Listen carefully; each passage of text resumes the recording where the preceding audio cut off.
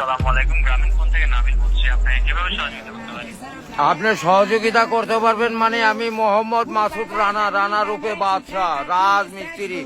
আমি নরসিংদী থাকি। আমার টাকা তোলার সাথে সাথে আপনি কাটালেন, আর আপনাকে আমি বাকি পাওনা তুলে দিয়ে তারপরে আমি ব্যালেন্স করে কথা বলি, আমার মায়ের সঙ্গে কথা বলি। কেন টাকা পাই না আমি?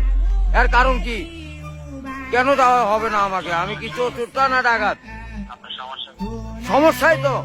সমস্যা any problem don't disturb, okay understand. আপনি যখন লোন লাগবে তখন লোন দিবেন এই নাম্বারে।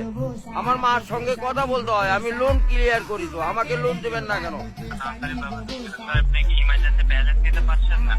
লাস্ট ইমার্জেন্সি মানে আমার মা আগে না আপনার অফিস আগে কিনা অফিস উড়াই দেবো কিন্তু মাথা গরম করলে।